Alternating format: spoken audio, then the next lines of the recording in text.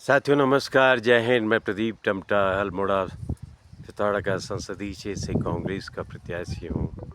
आप सबके सहयोग का समर्थन का आकांक्षी हूँ। मैं एक महत्वपूर्ण सवाल के बीच में आपके पास आया हूँ। आज इस देश का लाखों कर्मचारी पिछले लंबे समय से संघर्षरत है।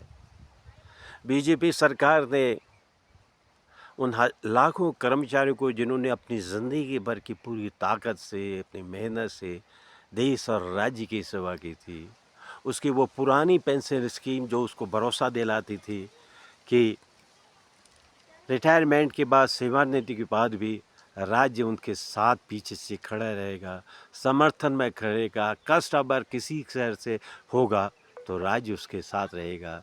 उस सेवानिवृत्ति किया, उसके सबसे बड़े साधन पर बीजेपी ने हमला किया, उसको समाप्त किया और इस देश के लाखों केंद्रीय और राज्य कर्मचारियों की अपेक्षा है सरकारों से, भारत की सरकारों से, कि ओल्ड पेंशन इसको पुनः लागू करें।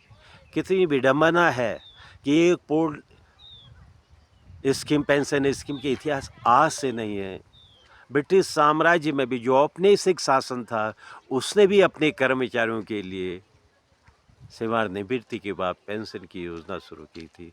लेकिन और देश आज़ाद होने के बाद जब कांग्रेस की सरकार बनी, देश के प्रथम प्रधानमंत्री ने देश के तमाम कर्मचारी से वादा किया, अधिकारियों से वादा किया कि उनकी सेवानिवृत्ति के समय उनकी जो अंतिम वेतन होगा उसका 50% और समय समय पर डीए, अन्य तमाम अलाउंस उनको दिए जाएंगे। और ये भरोसा इसलिए दिया गया था कि कर्मचारी अपनी ईमानदारी के साथ जब संकट के क्षणों में, जब उनके पास ऊर्जा थी, ताकत थी, देश और समाज की सेवा में अपनी पूरी ताकत लगाते हैं, तो सेवानिवृत्ति के बाद भी ये राज्य का दायित्व है उनकी ओर देखे।